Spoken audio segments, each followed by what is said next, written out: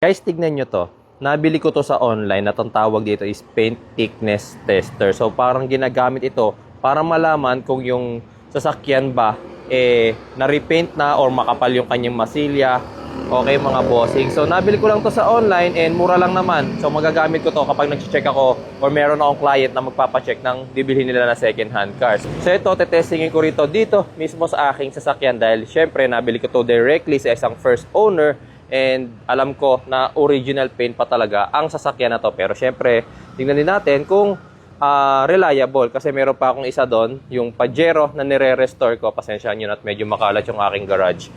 For sure, hindi na siya original paint kasi syempre anong year pa to. Tsaka may mga nakita na rin akong repainted parts. Try natin. Syempre, bago ko siya gamitin, basahin muna natin kasi meron siya mga indicators. Blue, green, yellow, and red. So, sabi dito, kapag blue daw, layer thickness up to the 70 thin lacquer layer.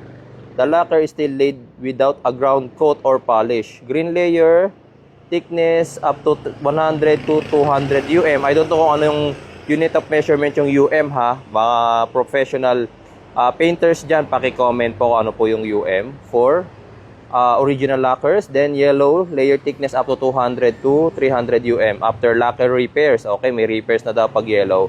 Then red, thickness up to 300 to 520 surfaces are after tinsmith repairs. Okay, mukhang ito yung mga talagang sobrang kakapal na ng kanyang masilya or napalitan na ng mismong lata. Ito, tignan natin. So, tanggalin lang natin tong black.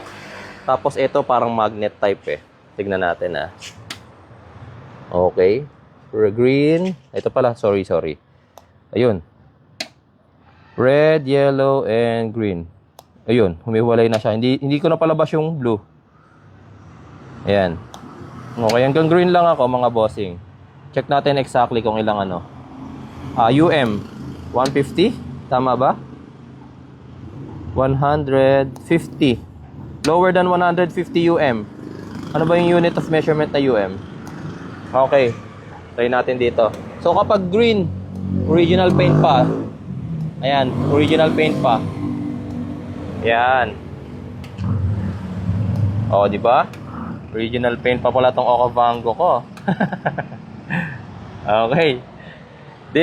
Since nasubukan na natin, any part ng aking Geely Okavango is original paint pa. Ayan,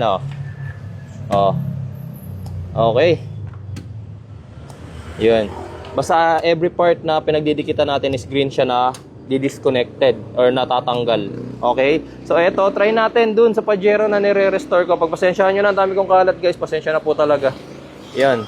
Dumikit naman and, yellow lang. Bumitaw na. Okay. Sa yellow pa lang, bumitaw na siya. I think that is, tignan natin maigi kung ilang siya bumibitaw. Dandahanin natin. Oops, parang 300 Makapal yata yan pag 300 something. Okay. Yun, 250 naman tong isa. 250. So, mas makapal na yung nito. Repaint. Halata naman, mga bossing ngayon May mga repainted na talaga siya. Yan. So, dito, sa part na to. Dito medyo umaabot pa sa green, guys. Ayan Tsaka tunog lata Diba? Diba? Tunog lata pa. Maabot pa talaga siya sa green. Okay guys, so para sa akin, this one is a good investment kahit na hindi ka mechanic or car owner ka lang and you want to have this kind of tester. Maganda siya for future uses kapag bibili kayo ng second hand car, kayo mismo. Machi-check nyo kung original paint pa yung inyong bibilhin na sasakyan.